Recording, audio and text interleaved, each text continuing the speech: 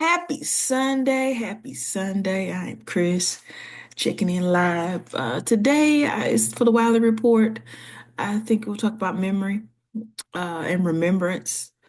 What comes up for me this week in terms of those words.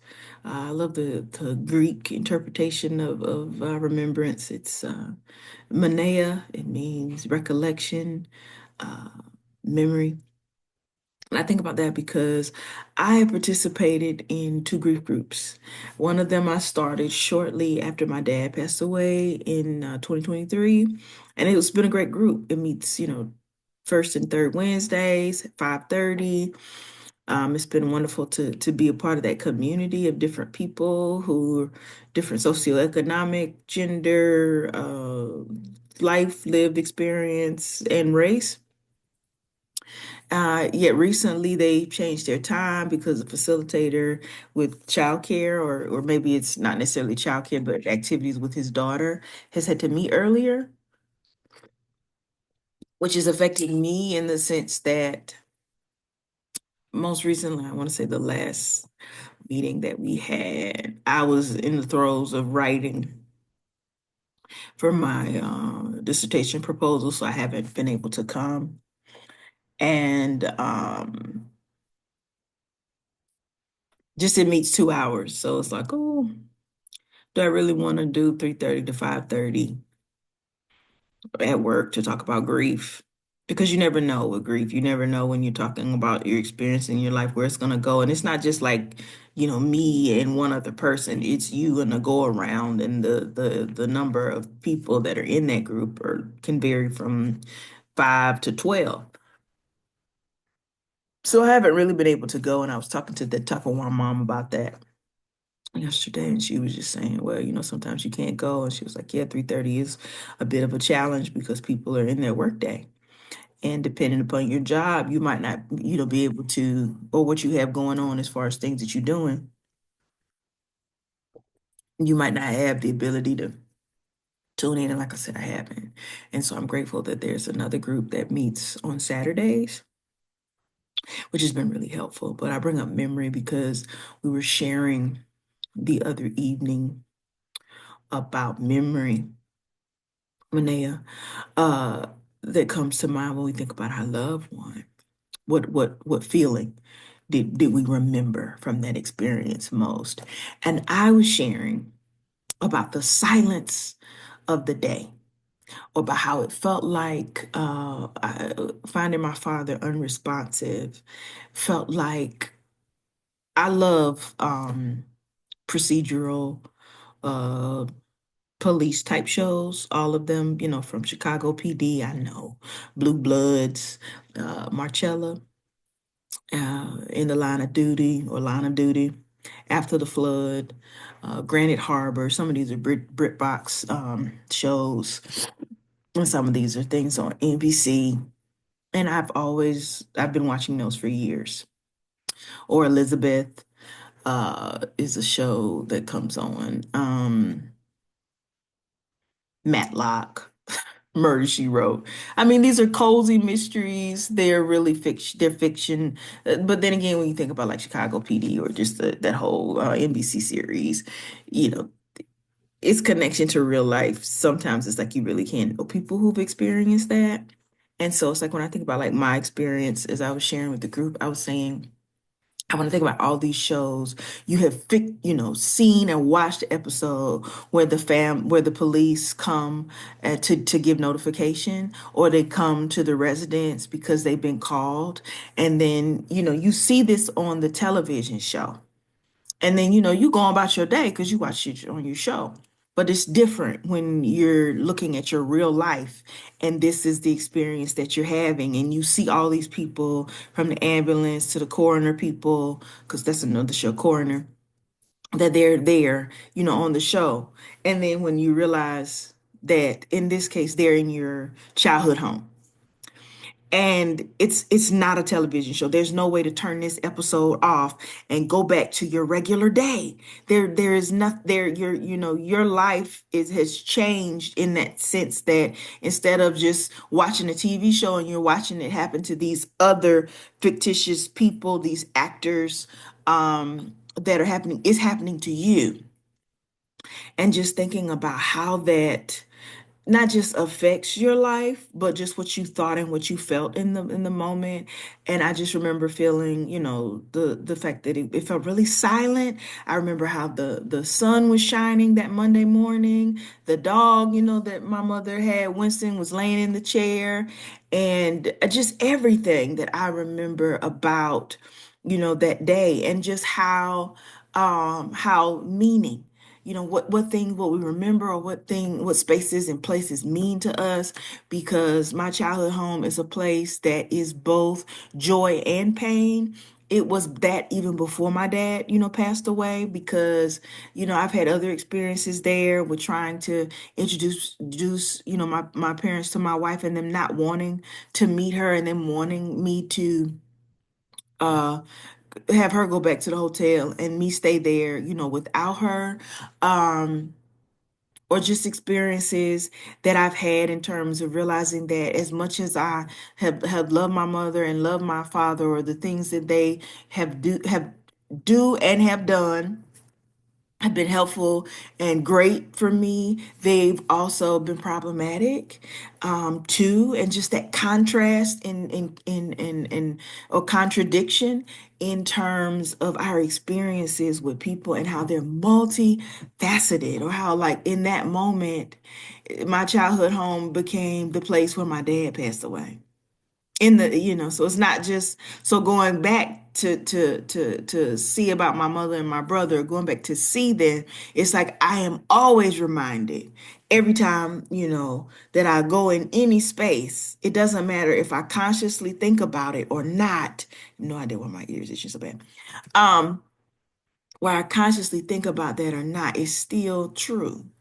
And just thinking about that, or we were talking about how, I remember, the coroner had said I could have some moments, and I didn't know what to say. I didn't know what I was supposed to say as I'm, sitting there in that, or standing in the hallway. I did not know, because I was like, and as a person who's been a person, or is a person of faith, I couldn't think of a prayer. I couldn't think of nothing. So I guess in addition to feeling to remembering silence, disbelief. Not in the sense that I'm like, this has happened to me and that this is so unfair. Where, yeah, I did think that maybe, but disbelief, that I know that disbelief was heavy, because as I'm sharing with the group, I had already planned to go and stay a little while, because my mother was having she had a pin placed in her hip. And so I was just, summer is traditionally and has always been slower in the library. So I had just planned to go and stay a couple of weeks just to be of support. And I was just thinking, me trying to go and be in support was like support. I wasn't thinking, no way in any way was I thinking that support meant that somebody was going to no longer be with us. I wasn't thinking that. So disbelief, I guess, that this is what happened, but this is what was happening. And it's not just in that, situation, but how it comes up again, because, just this morning, in two ways. Earlier this week, because we're talking about memory, I learned on Facebook that a person I knew, Rafi Clarfield, also known as Grover, had passed away. His husband posted uh, that his husband had passed away. How do I know Rafi, also known as Grover? Is because when I moved to Florida in 2008 to work as a librarian, I was also a member of Alpha Lambda Zeta, or became a member. It's a LGBT fraternity for masculine and center lesbians at that particular time in my life. That's what I consider myself, masculine center lesbian, or stud. And so they are also into community service, hours. You were doing, so many numbers of community service hours, a month. And I was like, well, the easiest thing for me to do for community service is to do something that I can easily plug into. So I volunteered for the Stonewall National Museum and archives. And at that particular time, I met Judy Shepherd. Remember Judy? Judy was the epitome of the butch lesbian, the white butch lesbian. Because in my life, I had met a lot of butch lesbians living in Tallahassee and also in Augusta, playing softball. So she was just another, not version, because when I'm saying version, I'm not saying it in any way to be disrespectful to her memory. I just remember her, and she was short. I think she was retired, or her other career that she was doing now was she was a dog sitter for a lot of different clients. That's what she did. That's how she made her income. And she was a lesbian. She had like that rat tail. That's the rat tail hair. It was just the shape of it. It was like that was Judith. She loved children, and so every December she spearheaded with Women in the Network. It's a group in I don't know if they still exist, but they're in Florida, and they do toys for tots. And so they got or individuals who might not get a Christmas present. She spearheaded that every year. And I remember meeting her when I was volunteering, and I promised I'm getting back to Grover and her, aka Rafi.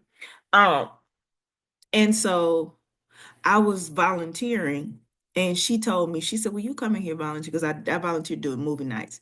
So on the weekends, they had a gay men movie night, they had a lesbian movie night. Of course, I was doing the lesbian movie nights, and you would just, watch a movie. You could bring your own snacks if you wanted to, and just, they might talk about the movie, and then you go home.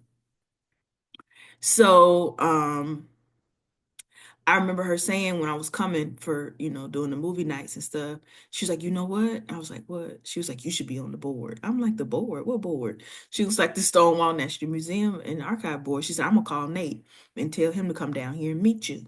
And I was like, "Okay, cool, whatever." Because at that time I was like, I hadn't really thought about it, about being on a, library board. And so that's how I met Nate. And then through Nate, at that particular time, he was just dating, and had just met Grover, because later he became Rafi. And so I knew them in terms of my work on the Stonewall National Museum, archives, and libraries. I think Grover was he was a psychotherapist, and Nate was a dentist, and they dated, went on cruises, and then eventually they got married. And you saw them everywhere together, because I got trained on how to do nonprofit work.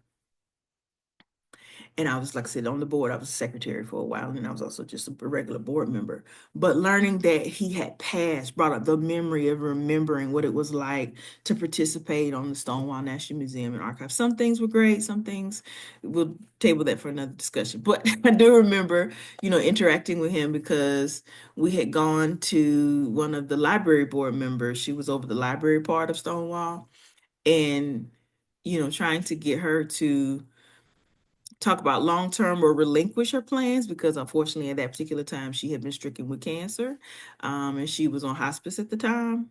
I know, terrible time to try to go talk to somebody about what you want to do with your life, but or what you want to do with this position. But it had kind of like kept getting pushed back and pushed back and pushed back until finally that you had to have that conversation. But even when we were there, I remember going to the house with him to see her, and she wasn't focused on Stonewall. She was focused on being angry and upset that she was dealing with pancreatic cancer and that her life was ending.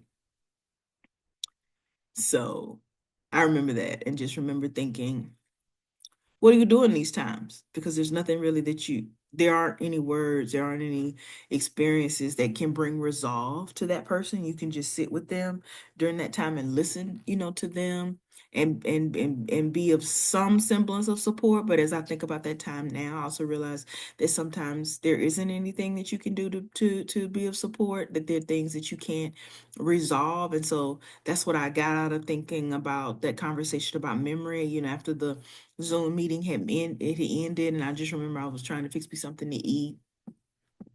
And I was saying, you know what, dear Jesus, I am so sad in recalling that memory. Yet also realizing that there was nothing that I could do to resolve that. That experience, that entire experience of um of my dad passing had happened. There's no way to go back in history and change it, though there are times that I wish that I could. Um, or when I think about ways that it has come up for me, because I'm talking about memory. And so this week, I guess when I'm remembering my father passing, I'm also remembering, Grover. I'm also remembering Judy, because when I'm thinking about, Grover, that's how I met him. And though I can't say I had a deep relationship with him, I did not in terms of friendships, but it was people that you knew at one particular time in your life, and just how that too is a memory that you have. And sometimes when you have these memories of people who are no longer with us, there's sadness, there's joy, there's happiness, there's melancholy, there's somber. Because I was thinking about it this morning. I was like, well, how do you feel this morning? Somber, in that memory. But also realizing, like I said, sometimes you don't get to create a resolve for that experience. And then we're talking with my mother this morning. I always, text her in the morning. And since the hurricane has affected them, sometimes she doesn't always text me back, which is annoying. It is. I can say it's annoying because that's how I know she's okay. It's like when you don't write me back, I'm like been sitting here wondering, are you okay? And that isn't down, though I say, the hurricane, but when I think about it, that isn't that isn't completely 100% true. I'm always concerned about her and my brother being there. And also realizing too that there is no proximity, even if I lived near them. There's no location that you can live in that stops death, that stops sickness, that stops suddenness of experiences. Because I think that's what I remember most in the remembrance of my father is the suddenness that he seemed to be, as far as I knew, the most healthy. He was the person that was the busiest, that was doing all these things, and yet he's gone. And I've seen so many people, since that who are still here. And I'm not saying they shouldn't be here. Come here, come close. I'm not saying they shouldn't be here. I'm just often like, well, why didn't he get to live, this long life? Because people on my father's side of the family lived to 102. And I don't understand that. I'm not mad at God about it. I just don't understand. I do not get it. I find it honorable. I was looking at a post a couple of weeks ago. Somebody's father was turning 81. And I was thinking, amazing. He's, still mobile. He's able to do things for himself. That's my constant prayer for my mother, that she's able to, have autonomy in her body and be clothed in her right mind and be able to do things for herself. Because I also know that's what she wants to do. She often says, I'm so grateful. I'm so glad that I can do things for myself. And she does have, some people that come out and help Buddy, my brother. But it's also, while that is true, it is also true that she has said this morning, well, no one really calls, her in the morning. She said some days, the phone doesn't even ring until 1 o'clock. Why is that important in terms of memory? Because normally, historically, not just in the relationship that she had with my father, her sister, my aunt, would be the one who's always called, who's always been present for years.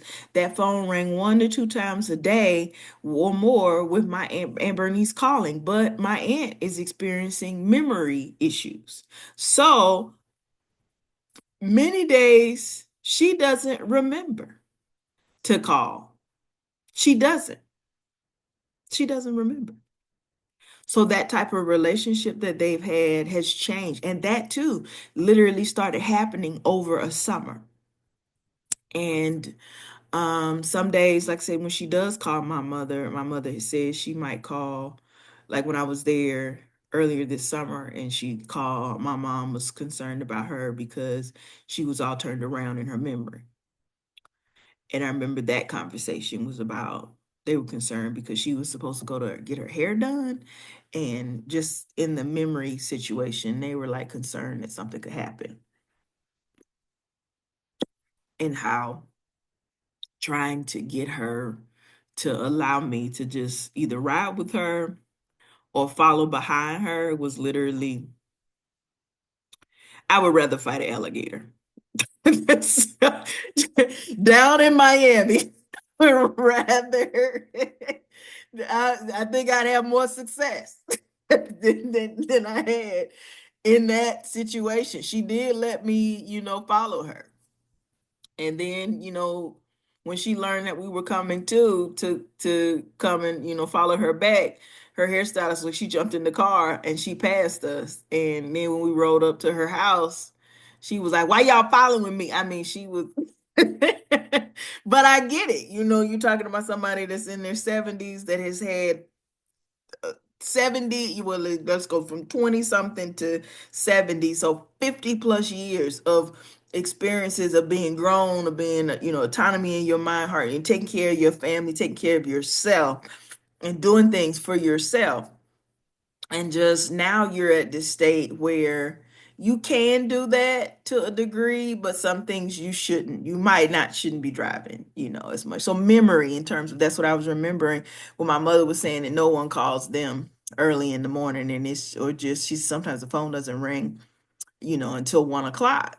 And God forbid, anything should happen. But, just thinking about how memories in terms of or just the reality that before there were people who did this, there were people who were available to do that, and now when I look at the people in the community of the people that I know, many of them are no longer here. Like for example, not just in the passing of Grover, there was Rafi, because he changed his name when he converted to Judaism, so that's why he's known as both Grover and Rafi.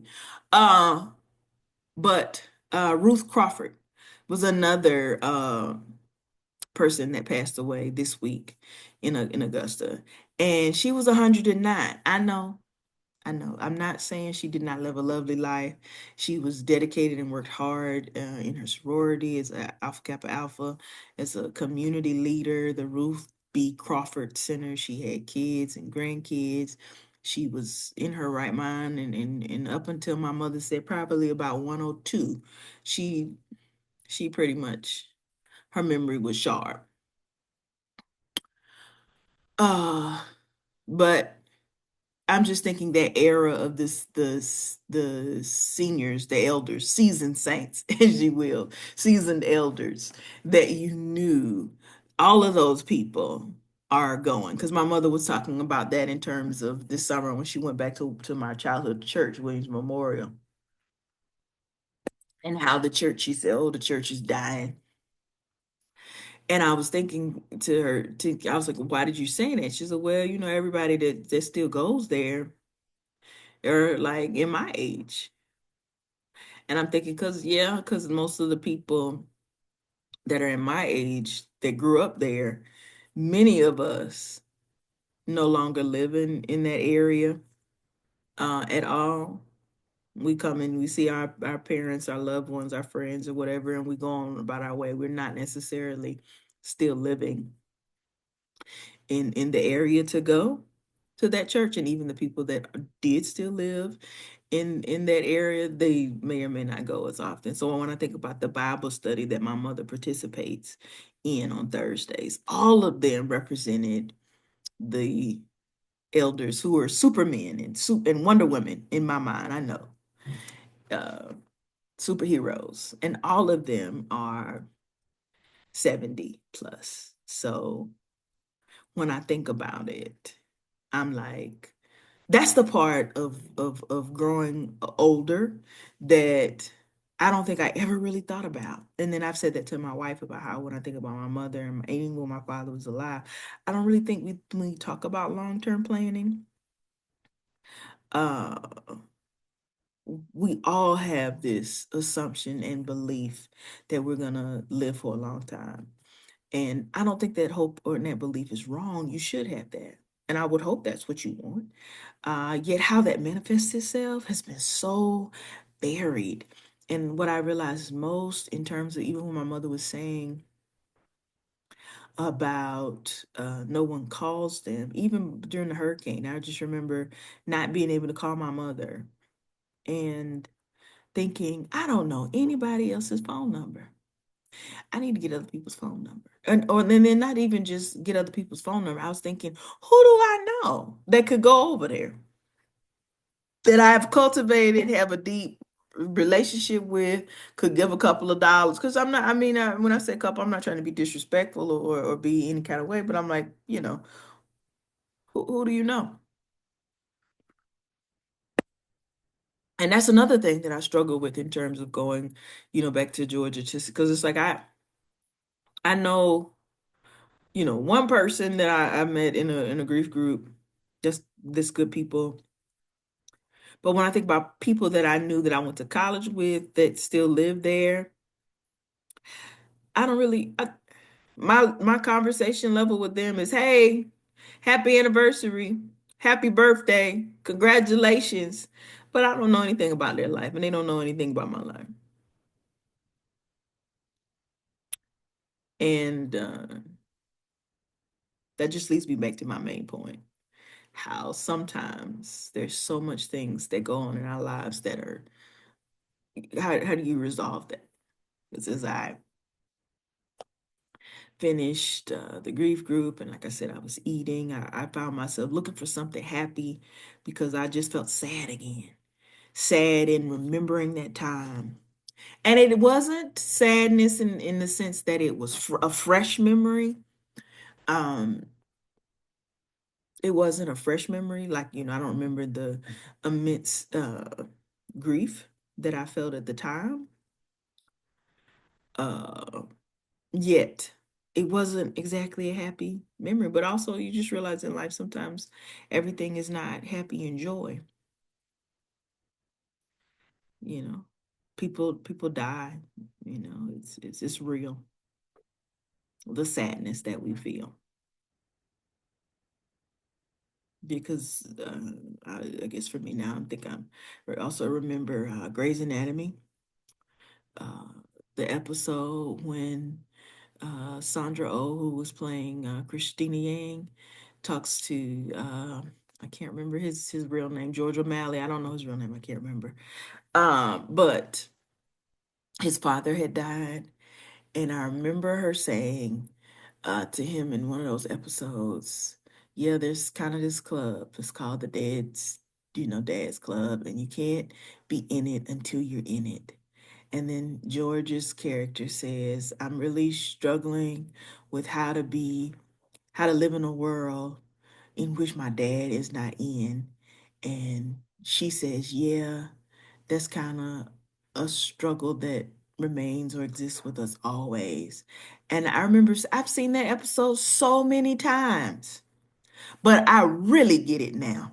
Because that's one of the things where I'm like, I never was imagining when I was riding with my dad when he picked me up from the groom's transportation shuttle, and we're talking about so many different things in school and my plan at that time for taking the qualifying exam or just just in general. My I was never imagining that in another day he would not be here with us. And it's not just in that. I think about that in terms of looking how the year before I had seen this picture of him, my mom, my aunt, my uncle, and my cousin Horatio, his wife and kids, and they came up in, August of 2022, and they took this picture. They ate really great food. It was just a beautiful picture of them all together. And I'm like looking at that picture. I had no idea that in a year my father would not be here. Or that when I think about the memory of summertime and how summertime is always an exciting time for me. It's my summer is my favorite holiday. It has been hard to relax and enjoy summer since my dad has passed. It's hard because I remember the summer before. I think it was in, July of 2022 for my birthday. I had gone to Newport, Rhode Island for the Jazz Fest. And I just remember it was such a Chris adventure because I love live music festivals. I was able to be out and there's six jazz, there's six stages filled with jazz artists. They have food trucks for every and beverages for every budget. So if you don't have that much money, there's a cart for you, there's drinks for you. And if you do have your money, there's, something that you can do. And then also the fact that you could bring your own food in. You don't even have to buy the food cart. You don't have to buy the food at the food cart. You couldn't necessarily bring drinks, but you could bring your own food. And you get your lawn chair. You could buy one in the lawn chair because I didn't have one. I bought one for was like for $25. And you can just sit out there and you're surrounded by water. And I love bodies of water because they're always my relaxing place. They've always been that for me since, being in Miami. I used to love to go and take my lawn chair and just sit out and stare at the water. It is my happy place. I love that. I will be at a beach in January. I'm going because that's my happy place. I've already been looking at San Pedro because they have this fish market.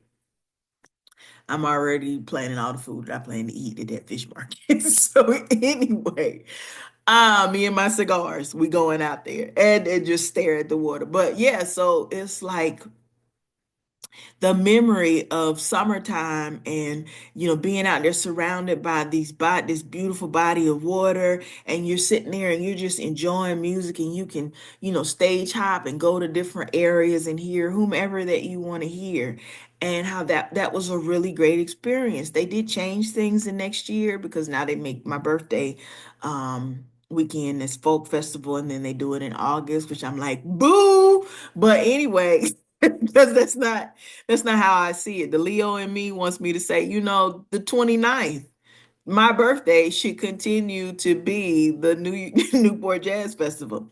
But anyway, the memory of association of fun and joy and what it felt like to sit out there and just enjoy the music and eat snacks.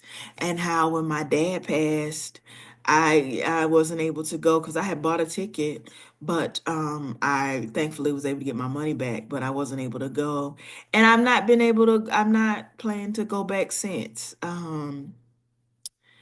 Because like I said, when summer comes, I'm thinking, okay, well, how am I gonna uh be supportive, look out for my mom and my brother? Am I gonna, so the logistics of that. And I know it's something that I can figure out. But it's just like summer in itself. It's not as exciting.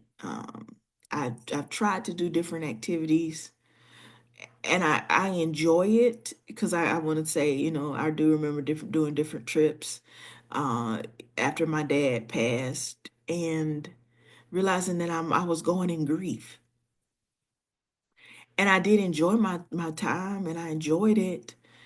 Yet it is also true that I just can't shake the grief. I don't know why. It's not that I want to forget that my dad passed. I just wished it had never happened. But I think that everybody that has a loved one, they want their loved one here forever, even though that's not necessarily realistic because there's no way to get out of life alive. Everybody dies.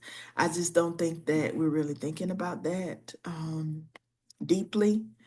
I know we try to or have conversations about you live once, and you know you're alive. I've had a good friend of mine that said, "You're still alive, Chris. You're here. You should enjoy yourself." Figuring out how to enjoy myself is something that I was struggling with that though before my dad passed. I was telling my friends in the group yesterday. doing nothing. What is it? Does that even mean? Because I was like, oh, what am I gonna do? Because I didn't really feel like going anywhere.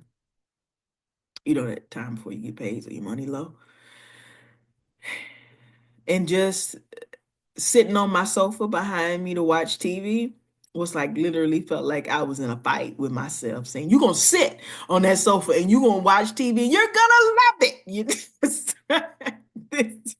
But struggling with learning to rest, struggling with learning to just chill out is something that I find myself being really cognizant of the need to do that. Because that was one of the things I think about in terms of my father that I did get from him is that I am a workaholic, that I will work all the time. And it doesn't always feel like work because it's what I enjoy doing. I love to read literature. Oh God, I love a good research talk.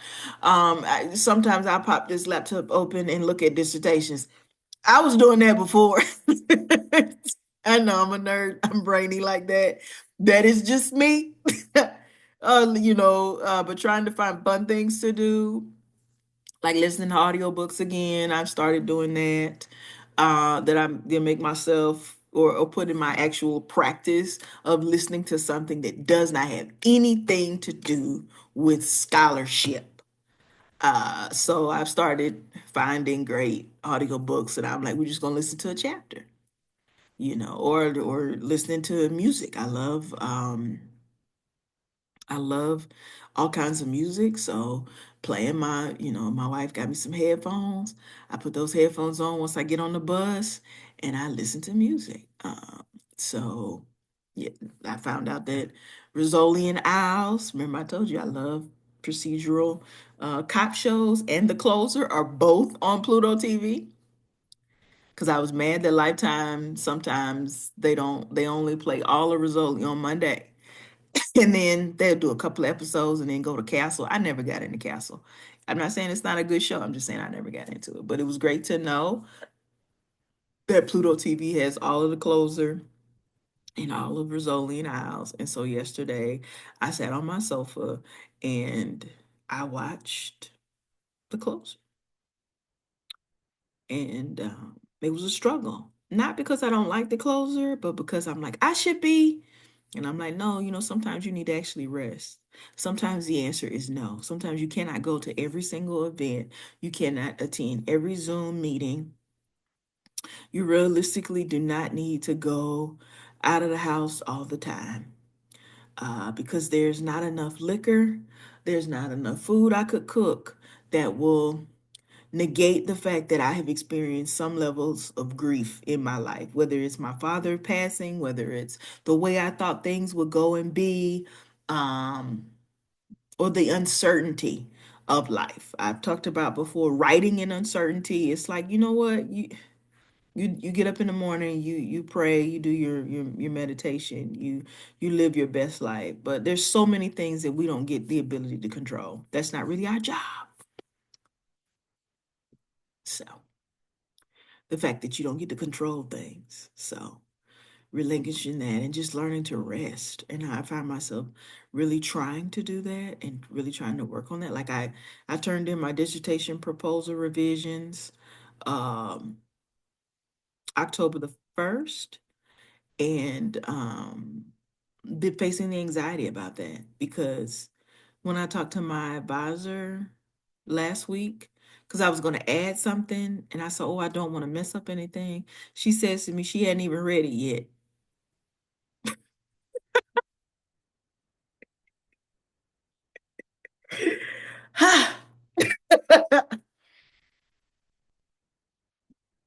That's where we at, friends.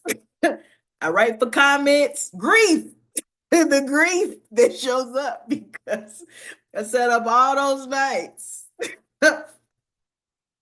Just the typing. You can't see my hands, but just the typing. Listening to soul jazz radio. Just the typing.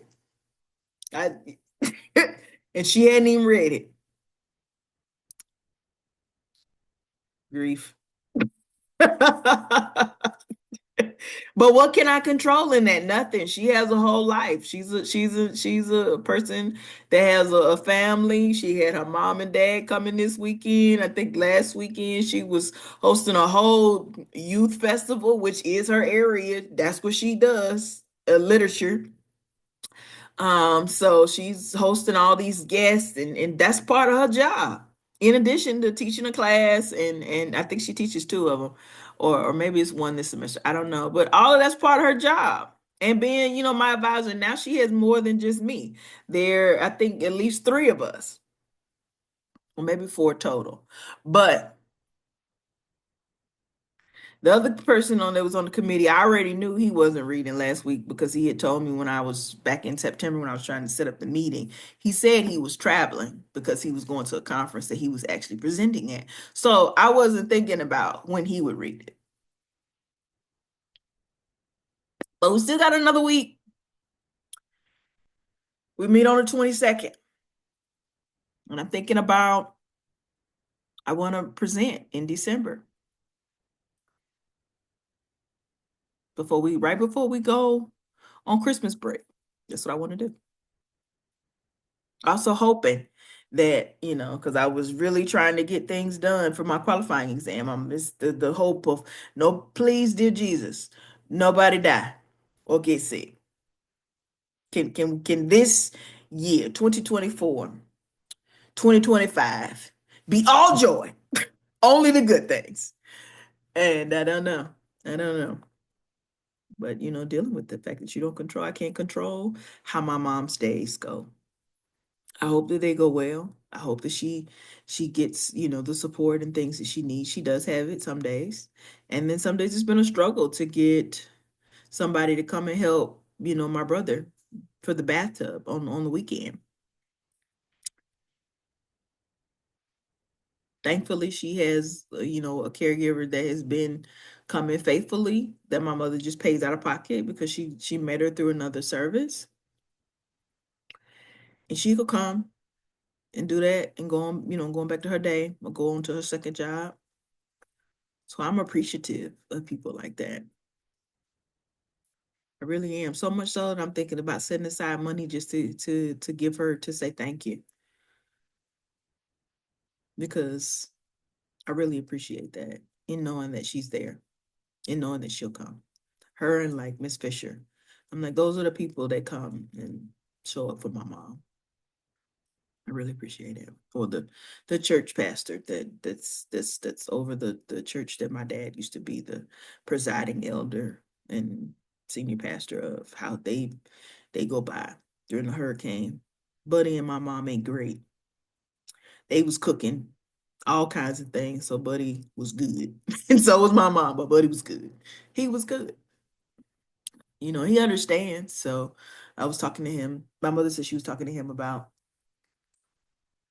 the fact that they couldn't necessarily, when they first rode out, they couldn't necessarily go do what they normally do and go to a restaurant because, all of the damage and stuff, and how his radio, he loves to listen to radio, kept them company. So I rambled enough. Like I said, I don't know how to resolve and wrap this up, but I guess I can say I was thinking about memory, the memory of grief, how sometimes in life there isn't a resolution of things. That sometimes it's exhausting to be strong because where is the spaces to fall apart? Like I said in the grief group, when I've thought often, I used to love the movie Something to Talk About. And I love that line that Julia Roberts says. She says, I just don't have time for the nervous breakdown that I deserve.